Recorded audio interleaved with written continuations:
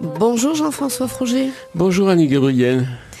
Nous poursuivons notre découverte des paraboles, vues non pas comme des récits imagés, mais comme des énigmes, n'est-ce pas ?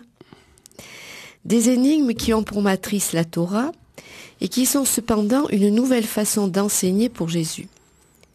Je rappelle aussi que l'écolier, et celui des paraboles du royaume en particulier, sont dans le style oral un assemblage comparable à un collier de perles. Cette présentation en collier permettait aux apôtres une meilleure mémorisation orale et une meilleure compréhension des paraboles. Mais pour les mises par écrit des évangiles, les colliers ont été dispersés dans les textes. Et vous les avez reconstitués, ces colliers, pour nous apporter des éclairages sur justement ce que sont réellement les paraboles, puisqu'elles vont s'éclairer les unes les autres tout au long, disons, de la descente ou de la remontée dans le collier de perles. Si je ne me suis pas trompée... Non, c'est parfait. Ça ira, c'est à peu près ça. Dans la 4e émission, nous avions commencé à ouvrir la première grande perle du collier des paraboles, celle qui nous parle du vieux et du neuf, en nous parlant du vêtement et de l'outre. Nous avions terminé cette émission en faisant remarquer que le vêtement qui est à l'extérieur et l'outre qu'on pourrait dire qui nous parle de l'intérieur faisaient jouer ce qu'est la peau. Et je crois qu'il serait intéressant de repartir de ces liens avec la peau. Qu'est-ce que cela signifie ? Mais peut-être pourrions-nous commencer par relire la recomposition en style oral de cette parabole, si vous le voulez bien.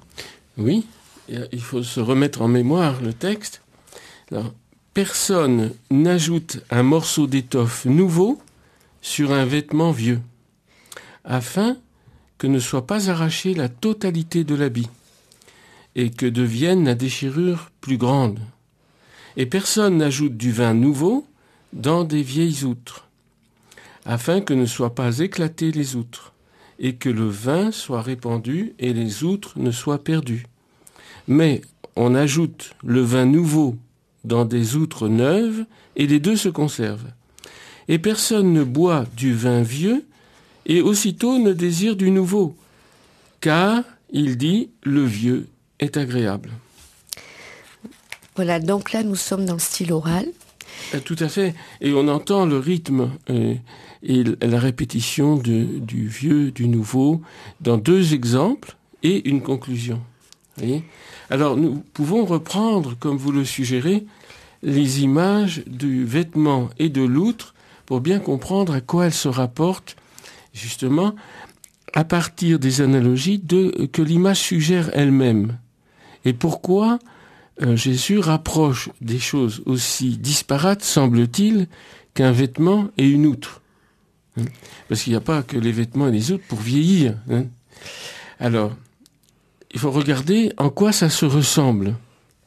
Alors, le vêtement, on le voit immédiatement, c'est comme une peau de surcroît, tissée par l'homme, par son travail. Donc, c'est le résultat du travail de l'homme, et pour le protéger de l'extérieur, bien sûr. Donc, ça, c'est une idée sociale, le vêtement, quelque chose. Alors, en plus, le vêtement, non seulement a une fonction de protection du corps, mais une fonction de marqueur social. Et d'ailleurs, même aujourd'hui, on reconnaît immédiatement à quelle classe appartient quelqu'un en regardant son vêtement. D'où, d'ailleurs, les modes, d'où les différentes façons de s'habiller qui ne sont pas du tout fonctionnelles mais au niveau, disons, de la chaleur ou du froid, mais tout à fait fonctionnelles au niveau des classes sociales ou des fonctions. Évidemment, un ecclésiastique ne s'habillait pas comme un militaire et un militaire comme un civil, justement pour qu'on puisse reconnaître les fonctions. Oui. Alors c'est très important. 1000 petits détails du vêtement sont des marqueurs, en fait, de notre position dans la société. Alors le vêtement, peau de surcroît, et en même temps qu'il montre quelque chose, donc notre appartenance à telle ou telle classe de la société, il cache aussi la nudité du corps. Alors en même temps, il cache ce que nous avons et que nous rendons intime, et qui ne l'est pas, parce que la peau, c'est vraiment ce qui nous sépare de l'extérieur pour le monde. Donc en fait, le peau n'est pas une intimité, mais on en fait une intimité. Ce qui est intime, c'est ce qui est dans la peau. C'est pas la peau elle-même. Bon. Et simplement, le corps, du coup, on ne voit plus, il y a une substitut du fait que la chair, c'est l'être pour l'autre. C'est pas l'être pour nous-mêmes. Et ça, on l'oublie souvent. Alors évidemment, c'est substitué dans le vêtement. Le vêtement, c'est l'être pour l'autre. Mais, ou alors, on pourrait dire que c'est l'explicitation d'une fonction de la peau. Ce que nous avons à montrer à autrui pour qu'il nous reconnaisse. Alors ça, c'est encore vrai de la peau du visage, par exemple. Vous voyez ? Alors, on essaye quand même de cacher un peu. Bien, surtout les dames, elles se maquillent, par exemple. Maquiller, comme maquiller une voiture volée, vous voyez ? C'est bien pour qu'on la reconnaisse pas. Et alors, pourquoi on se maquille ? Pour cacher quelque chose, en particulier le vieillissement. Hein ? Bon, pourquoi ? Parce que effectivement, la peau va montrer pour l'autre. C'est pas pour nous. Hein ? Et d'ailleurs, notre propre visage, en principe, on ne le voit pas, sauf le matin peut-être quand on se regarde dans la glace, mais notre visage, c'est vraiment pour l'autre. Vous voyez ? Alors, chacun, du coup, est le lieu d'une relation ad intra, c'est-à-dire la relation qu'on a des choses vers nous-mêmes, qu'on les reçoit, on les regarde, et ad extra, c'est-à-dire ce que nous donnons à voir ou à entendre. En ce moment, je parle, c'est bien pour les autres. Hein ? Et regardons l'outre maintenant. L'outre contient le vin et qui réjouit le cœur. C'est bien connu. Hein ? Alors, c'est une peau, mais qui contient quelque chose qui n'est pas montré. Bon, on le voit juste au moment qu'on le verse dans un verre et mais ça passe d'un intérieur à un intérieur. De l'intérieur de l'outre à l'intérieur du corps. Et ça vient réjouir ce qu'il y a de plus intime, le cœur, que personne ne voit jamais. Hein, sauf ce qu'on en montre, mais on sait très bien que nous avons beaucoup de stratégies pour montrer toute autre chose que ce qu'il y a à l'intérieur. Hein, il y a des gens qui sont plus forts que d'autres pour se camoufler. Puis d'autres qui sont innocents, et donc on voit tout ce qu'ils pensent. Alors, le cœur, dans le monde biblique, est l'organe central. Comme pour nous d'ailleurs, c'est l'organe central au niveau de la circulation sanguine, bien sûr. Bon, mais du coup, cette analogie du cœur central, qu'est-ce qui est central dans la vie humaine ? C'est évidemment les facultés qui nous font hommes, à savoir l'intelligence, la volonté, la mémoire. Hein ? Et ça, c'est des choses très spécifiques. Alors bien sûr, il y a des animaux aussi qui ont un peu de mémoire, et même beaucoup parfois. L'intelligence, ma foi, quand même un peu moins. Et la volonté, pas du tout. La volonté est une chose absolument typique de l'homme. Donc, dans le monde hébraïque, c'est par le cœur que cela a été représenté. Ah, bien sûr, bien sûr. Quand on parle du cœur, on parle presque toujours de l'intelligence. On ne parle pas des sentiments. On ne parle pas des sentiments. Les sentiments sont dans le ventre. Les entrailles. Dans les entrailles. Avoir des entrailles, avoir de la miséricorde, avoir la compassion, tout ça, c'est dans le ventre. Hein ? Et oui. Et d'ailleurs, c'est le lieu des énergies fondamentales, le ventre. Hein ? Voilà. Alors nous, on a tout relevé d'un cran, mais ça nous empêche de comprendre des choses. Alors, revenons à l'outre. Donc, l'outre, c'est aussi une peau. C'est une peau de chèvre, hein, qu'on a tannée, etc., qui peut contenir un liquide, et qui, ma foi, vieillit comme tout le reste. Hein. Et donc, il faut en changer parfois. Mais ça contient l'intérieur. L'intérieur. Et dans l'intérieur, là où on vise, c'est les mots, c'est la langue, c'est ce qu'on a à dire. Hein. Alors quelquefois, on dit, mais ça sort pas. Allez, vide ton sac, on dit. On pourrait dire, vide ton outre. Mais vous voyez, c'est pas dans le ventre que ça se tient, c'est dans le cœur. Ce qu'on a sur le cœur. Et de temps en temps, il faut pouvoir le dire. Alors en général, c'est en mauvaise part, mais c'est parfois en bonne part. Vous voyez ? Alors, l'outre, elle va référer évidemment au cœur, et comme c'est du vin qui est contenu dans cette outre, le vin étant là pour faire sauter les verrous de la rationalité, est un signe de la capacité que nous avons d'être inspirés. Donc on va jouer sur deux choses, sur le vêtement, qui est le rapport avec l'extérieur, et le cœur, qui est le rapport avec ce qu'il y a de plus intime dans l'homme, à savoir l'inspiration qu'il reçoit d'en haut. Alors quand Jésus dit qu'il faut changer les vieilles outres, en fait, hein, qu'il faut mettre, enfin du moins changer, il faut mettre du vin nouveau dans de nouvelles outres. Oui, parce que sinon on perd tout. Alors il faut voir, et qu'il est inutile. Alors maintenant il faut comprendre, c'est là l'énigme, parce que le bon sens dit, un vieux vêtement quand même on peut le rapiécer. Mais on ne doit pas le rapiécer avec une pièce neuve. Parce qu'il y a une disparité de solidité, là, le bon sens, toutes les couturières le savent, hein. Le tissu va tirer, comme on dit, hein, le tissu neuf. Donc la déchirure va être encore plus grande qu'avant. Donc c'est inutile de réparer les vieilles choses avec des choses neuves. Et de la même façon, on peut pas mettre du vin nouveau dans des vieilles outres, c'est parce que ça les ferait éclater. Ça, c'est le bon sens immédiat, que tout le monde comprend. Et Jésus s'appuie là-dessus pour nous montrer quelque chose de tout à fait plus difficile à atteindre. Et c'est ça l'énigme. Alors ce que j'aimerais pouvoir dire. Parce que si l'on rapièce le vêtement vieux, et qu'ainsi il faille revêtir un vêtement neuf, alors là on ne peut pas. On ne peut pas. Alors qu'est-ce que c'est que la pièce neuve? Voilà, Alors on peut le faire sans analogie, si vous voulez. On peut dire, on peut revêtir un vêtement identique à l'ancien. Après tout, d'accord, je peux pas rapiécer, eh bien je vais acheter un vêtement neuf. Et ça, c'est prendre à la lettre l'image. Il n'y a pas d'analogie. Mais bien sûr, ça vieillit. Bon, alors, bien sûr, c'est inutile de réparer. Bon, je vais acheter un vêtement neuf. Et ça me donne une certaine idée de la nouveauté.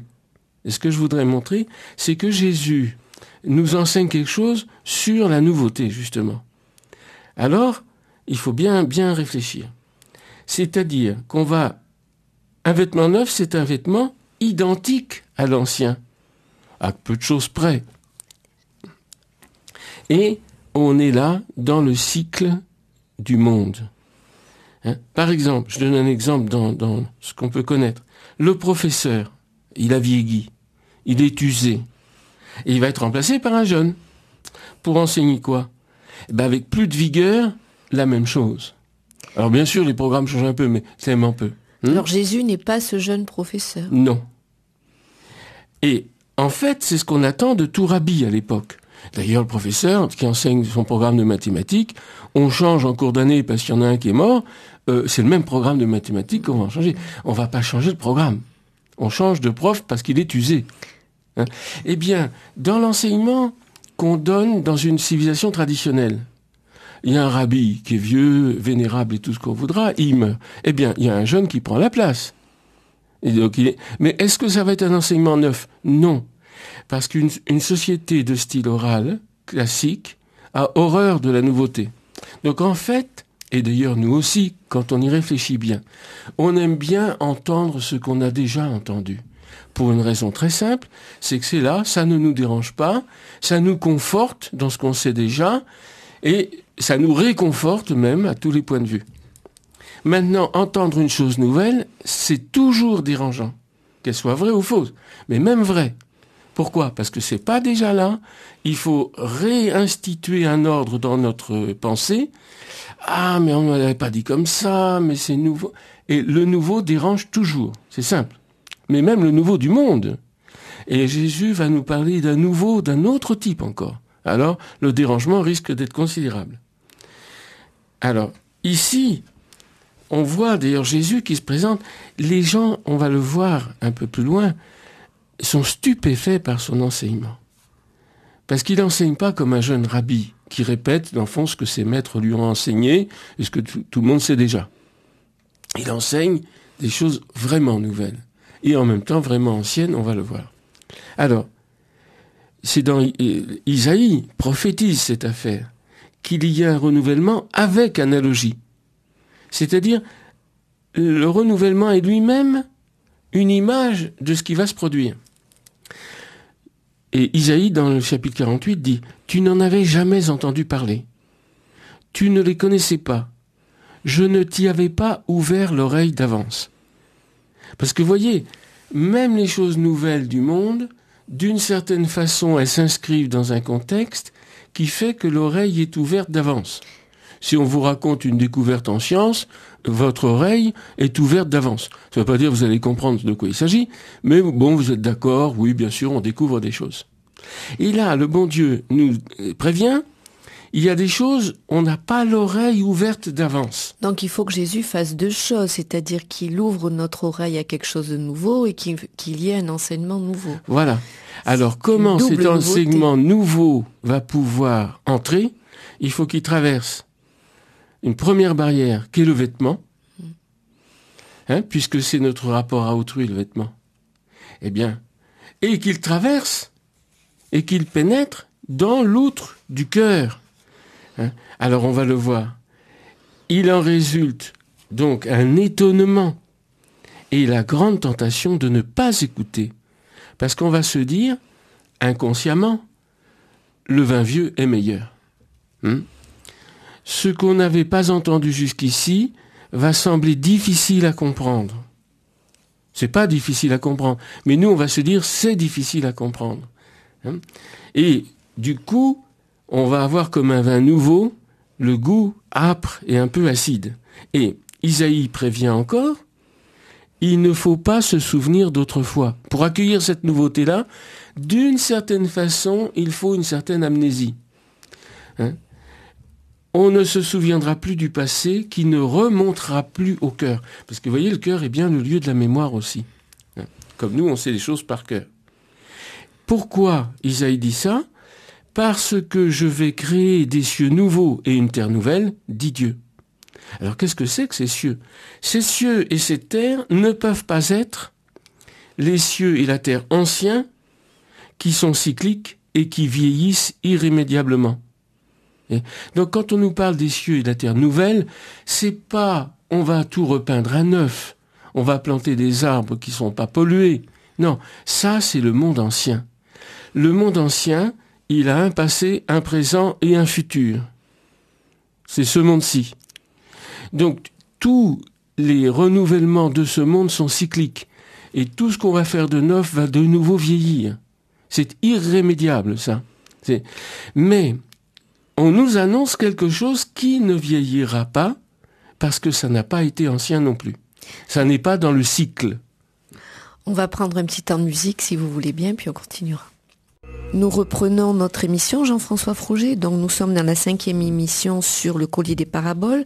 Dans cette deuxième partie, nous allons continuer et peut-être conclure sur l'outre et le vêtement avant de commencer la parabole suivante. Oui, alors il nous faut revenir une fois de plus sur le type de nouveauté que Jésus va nous présenter. Et d'ailleurs, c'est le thème de tout le collier. Le neuf et le vieux, on verra que le collier lui-même se termine sur cette problématique. Renouvelée, évidemment. Alors, pour résumer, il y a 2 ou 3 types de nouveautés, en fait. Parce qu'il y a la nouveauté, par exemple, du pain que le boulanger fait chaque matin.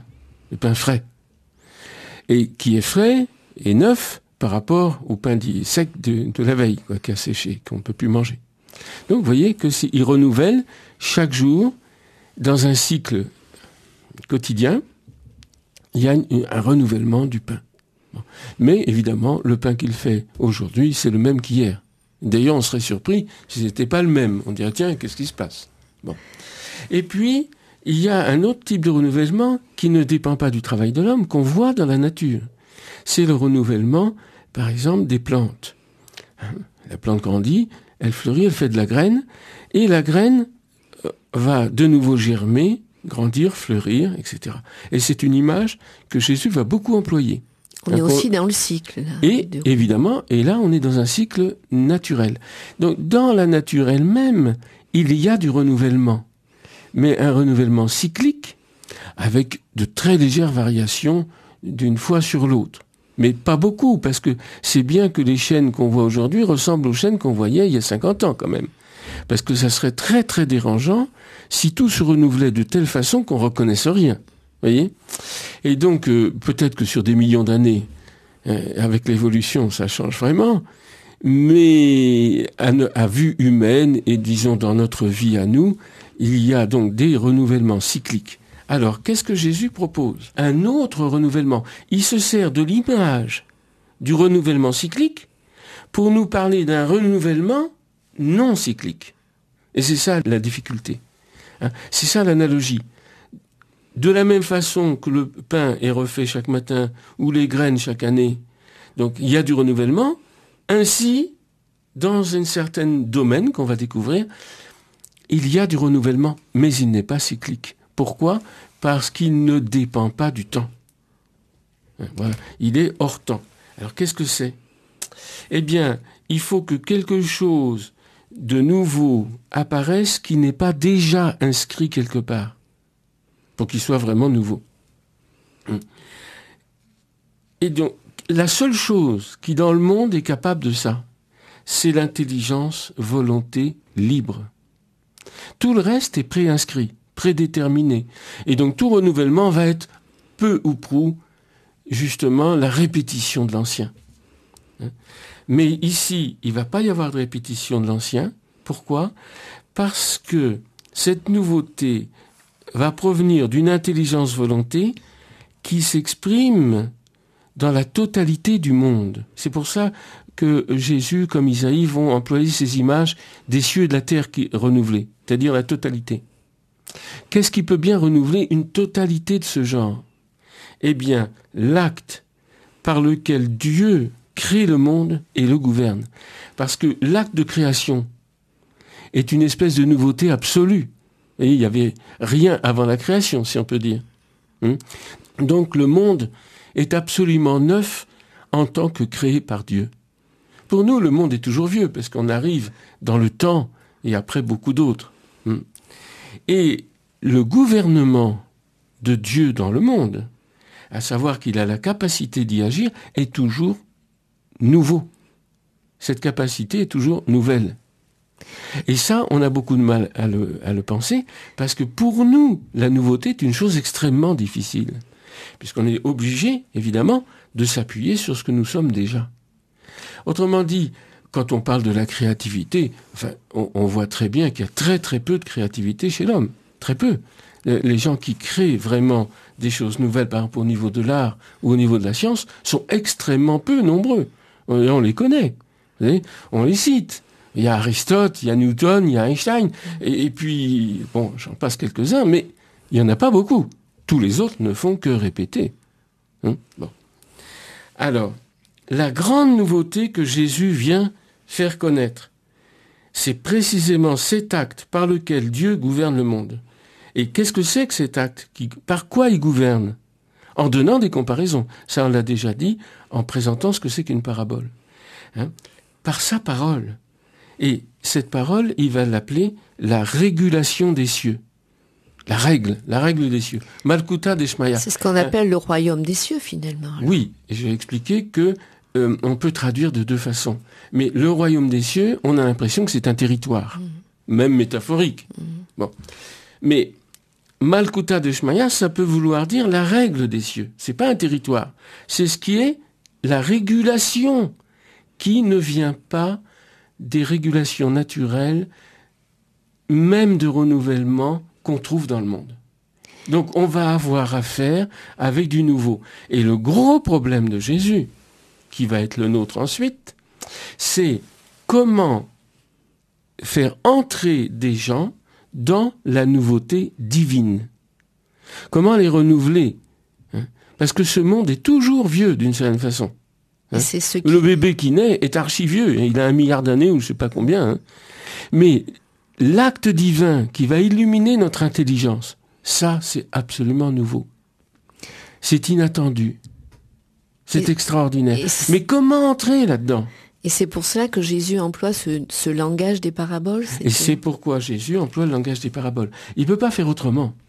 C'est pas une fantaisie de Jésus en disant, bon, je parle à des gens qui sont pas très évolués, je vais leur donner quelques petites images, ils vont comprendre. Ça, c'est absolument faux. Il prend le moyen le plus intelligent qui soit pour franchir deux choses. La barrière du vêtement et la barrière du cœur. Alors, je termine là-dessus, si vous voulez.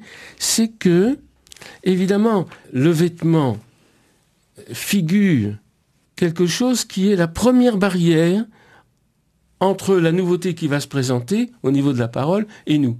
Et donc ça, c'est l'écoute. Donc, nous écoutons avec toutes nos catégories sociales, comme le vêtement les figure. Alors. Et donc, la première chose qu'il va falloir franchir, et 20 siècles après, c'est pas évident que ça se franchisse toujours, hein, ce sont nos préjugés sociaux, psychosociaux. Hein. Alors ça, c'est très difficile. Et quand ça va être franchi, il va falloir franchir une autre barrière, qui est la mémorisation des choses obsessionnelles qui sont en nous, des croyances invétérées, ce qu'on a toujours cru, et même inconsciemment. Et donc, voyez, la parole de Jésus va rencontrer 2 obstacles très graves.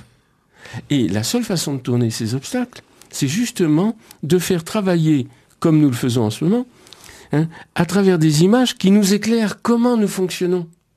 Justement, Jésus nous donne une parabole pour nous faire comprendre comment les paraboles vont fonctionner. Voyez, à travers ces 2 choses qui sont comme une peau extérieure, une peau intérieure. Évidemment, les 2 font fonctionner la vraie barrière qu'est celle de la peau, qui symbolise évidemment, quand on travaille sur le symbolisme, la connaissance-conscience. Parce qu'évidemment, la connaissance, c'est tout ce qui vient de l'extérieur et qui va nous enseigner. On reçoit de l'information de partout. Et la conscience, c'est justement ce qui va pouvoir s'exprimer à l'extérieur par la parole, par les gestes, par les mimiques. Et donc, on voit, en quelque sorte, l'âme et le cœur d'autrui dans ce qu'il veut bien en montrer, et dans ce dont il a conscience. Donc, on ne peut pas conclure de cette parabole, du vin vieux, de l'outre, etc., et du vêtement, que Jésus vient remplacer un enseignement par un autre. C'est plutôt, il vient nous expliquer notre fonctionnement et essayer de nous dire, ouvrez votre oreille, ouvrez, puisque voilà. Alors, ça serait un contresens majeur de croire que Jésus remplace un enseignement par un autre. Ça serait mettre du vin nouveau dans une vieille outre, voilà. Justement. Alors, vous comprenez, alors tout est perdu. Et Jésus prévient, tout risque d'être perdu. Jésus ne vient pas remplacer un enseignement par un autre, il vient remplacer le vêtement et le cœur. Est-ce qu'on il vient nous donner un vêtement neuf, et d'ailleurs dans l'Apocalypse, on aura cette injonction de laver notre vêtement dans le sang du Christ. C'est-à-dire le sang du Christ qui vient laver du péché, de l'erreur, de l'ignorance, de tout ce qui nous empêche justement d'être hommes. Il faut le laver dans le sang du sacrifice du Christ. Et c'est ça qui va renouveler et notre vêtement et notre cœur. À ce moment-là, on va pouvoir entendre même la Torah et les paraboles qui sont faites pour consonner ensemble, comme on l'a déjà vu, et c'est le même enseignement, mais qu'on n'entendait pas. Est-ce qu'on pourrait dire, pour faire une comparaison, finalement, continuons là-dedans, qu'il vient mettre le toit sur les murs de la maison ? Oui. Il vient achever quelque chose qui était en cours ? Si on parle d'achèvement, oui. C'est une image. Alors, l'avantage de cette image, c'est qu'elle permet de comprendre que lorsqu'on achève une chose, c'est pas pour détruire ses commencements. Mmh. Alors, quand on met le toit sur la maison, on dit pas, bon, ça y est, c'est terminé, maintenant je peux enlever les murs qui sont en dessous. Vous voyez, ça serait vraiment stupide. Alors, là, il y a une construction, en quelque sorte, dans l'instruction. Vous voyez, c'est la même racine. Dans l'enseignement que Dieu donne aux hommes dans la révélation, évidemment, quand Jésus arrive pour donner la clé de la maison, c'est pas le moment de dire « je n'ai plus besoin de porte ». Bon, alors la clé, c'est évidemment l'enseignement de Jésus, et la porte, c'est la Torah. Donc il faut pouvoir entrer dedans. Et d'ailleurs, une des choses que Jésus reproche à ses contemporains, c'est « vous aviez les clés de la connaissance. Non seulement vous vous en servez pas, mais vous empêchez les autres d'y entrer. » Alors, on voit bien que la Torah, c'est de l'ordre de la porte par laquelle il faut passer. Mais comment passer par une porte dont on n'a pas la clé ? Voilà. Alors, si vous voulez... Mais inversement, si on a la clé que Jésus donne, mais s'il n'y a pas de porte, si on ne sait pas où elle est, qu'est-ce qu'on ouvre avec une clé ? On a la clé dans la main, ça ne sert à rien. Donc, il faut les deux. Il faut justement l'enseignement de Jésus, dont le sommet est dans les paraboles. Il faut voir que c'est un enseignement extrêmement profond. C'est un enseignement divin. Et cet enseignement est la clé de tout le reste. Et c'est pourquoi nous nous référons en permanence à l'Ancien Testament. Mais pourquoi ? Mais parce que c'est ça qu'il s'agit d'ouvrir avec l'enseignement de Jésus. Voilà, alors on va prendre un petit temps de musique et puis on passera à la parabole suivante du colis. Si vous voulez. Jean-François Froger, nous continuons cette émission. Dans sa troisième partie, nous avons donc quitté, on va dire provisoirement, la parabole sur le vieux et le neuf, sur la nouveauté, et nous sortons de la maison à Capharnaüm où était Jésus. Et il va tout de même parler des maisons dans cette nouvelle parabole, qui est la troisième perle du collier. Oui, il va parler de la maison construite sur le roc ou construite sur le sable. Alors, si vous voulez, le mieux, c'est de rappeler le texte qu'on lit dans Saint Matthieu. Et après, on verra une mise en ordre de style oral, si vous voulez. Donc, tout homme qui écoute mes paroles, celles-ci, et les fait, il sera comparé à un homme sage qui a construit sa maison sur le rocher. Et la pluie est descendue, les torrents sont venus, les vents ont soufflé, et ils se sont heurtés à cette maison, et elle n'est pas tombée, car elle était fondée sur le rocher. Et tout homme qui écoute mes paroles et ne les fait pas, il sera comparé à un homme sot qui a construit sa maison sur le sable. Et la pluie est descendue, et les torrents sont venus, les vents ont soufflé, et ils se sont heurtés contre cette maison, et elle est tombée. Et sa chute a été grande.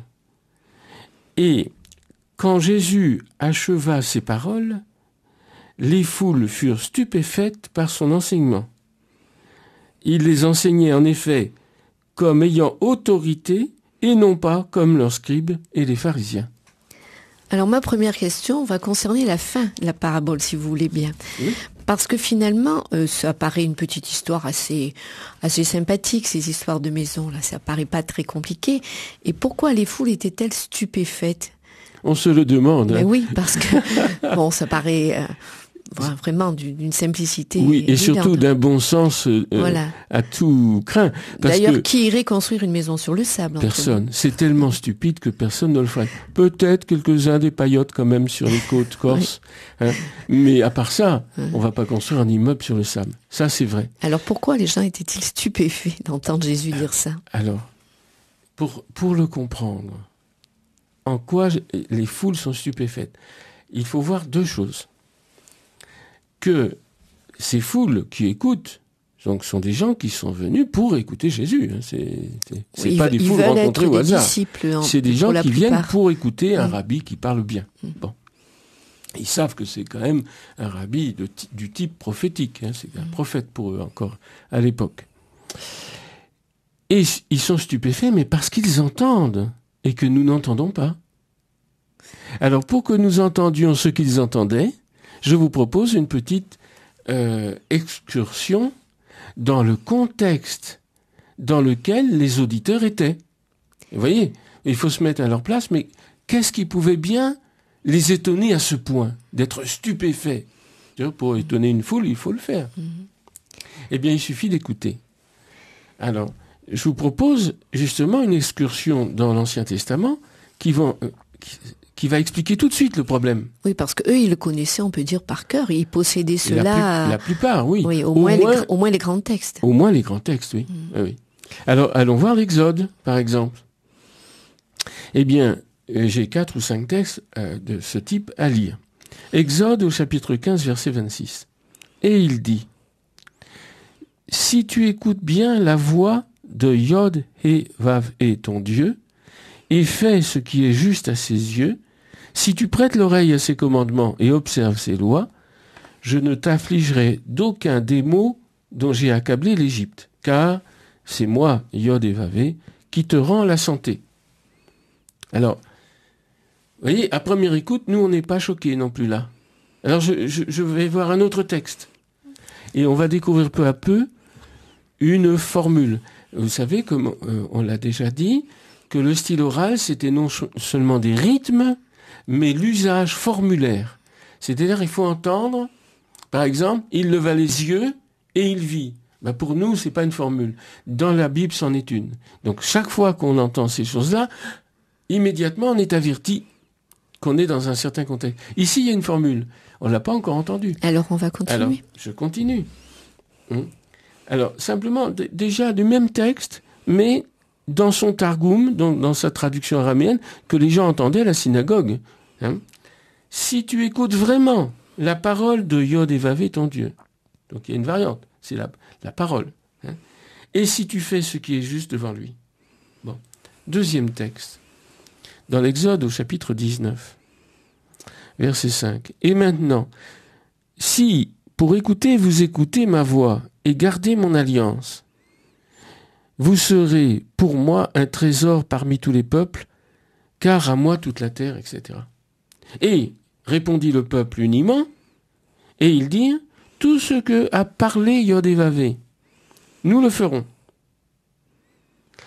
Troisième texte, oui, ça va peu à peu germer. Alors, toujours dans l'Exode, c'est vraiment très typique de l'Exode. Si, pour écouter, tu écoutes sa voix et tu fais tout ce qu'il dira. Et dans le Targum, si tu obéis à sa parole et fais tout ce que je dirai par lui. Je crois que je commence à voir. À entendre. Quatrième texte. Exode, toujours, chapitre 24. Et il dit, tout ce qu'a parlé Yod et Vavé, nous ferons et nous l'entendrons. Ils font avant d'entendre. Bon. Et dans le Targum, toutes les paroles que Yod et Vavé a dites, nous les exécuterons et nous les écouterons. Et enfin, encore un texte. Voici que moi, toujours dans l'Exode, au chapitre 23, je dépêche un ange devant toi pour te garder en chemin et pour t'introduire dans le lieu de ma Shekinah que j'ai préparé. Sois attentif devant lui et obéis à sa parole. Ne te rebelle pas contre ses paroles. En effet, je ne pardonnerai pas vos péchés, car sa parole est en mon nom. Que si tu obéis à sa parole et fais tout ce que je dirai par lui, je haïrai qui te hait, j'opprimerai qui t'opprime. Car mon ange marchera devant toi et t'introduira dans le pays. Bon, alors, si vous avez écouté tous ces textes, vous avez senti se dessiner justement une formule. Et les formules, la formule qui est derrière, et qu'on va rencontrer dans d'autres textes encore, c'est écouter et faire. Et faire. Écouter et faire. Alors la formule... Écouter la parole, écouter la voix, et faire les commandements, faire ce que je te dis, faire, etc. Mais pourquoi la formule, donc, les auditeurs de Jésus la connaissaient par tous ces textes dont ils connaissaient plus ou moins, ou certains même très bien, la déclinaison, on dira. Mais pourquoi est-ce que ça les étonne tant que Jésus le dise? Eh bien, quand Jésus dit « Quiconque écoute mes paroles et les fait », immédiatement, la mémoire, le cœur mémoire de ses auditeurs est référé à l'Exode, forcément. Puis cette formule revient tout le temps dans l'Exode, qu'ils connaissent. C'est un des textes fondamentaux dans la Torah. Alors, qui parle? Ah oui. Qui parle dans l'Exode? C'est Dieu qui parle. C'est par Dieu Moïse, qui parle. Tu dois écouter sa voix, sa parole, ses commandements, et les faire. Et Jésus qui arrive là, et il dit, quiconque écoute mes paroles et les fait. Mais alors, il y a de quoi être stupéfait. Oui, Jésus parle comme Dieu, c'est Dieu. Jésus parle exactement comme Dieu parlait à Moïse, sans intermédiaire. C'est pas le rabbi qui commente. Il s'agit d'écouter ses paroles et de les faire. C'est un ordre divin. On comprend que les foules aient été non seulement stupéfaites, mais atterrées. Qui c'est celui-là? Soit il est complètement fou, parce qu'il blasphème, il se met à la place de Dieu, carrément. Soit, alors, il y a un mystère qui se lève, là. Soit, il a le droit de parler comme il parle. Alors nous, on va s'arrêter de parler, si vous voulez bien, parce qu'on est à la fin de l'émission, et on continuera dans la 6e émission à explorer cette parabole de la maison bâtie sur le sable ou sur le roc. Merci Jean-François Frouget. À bientôt.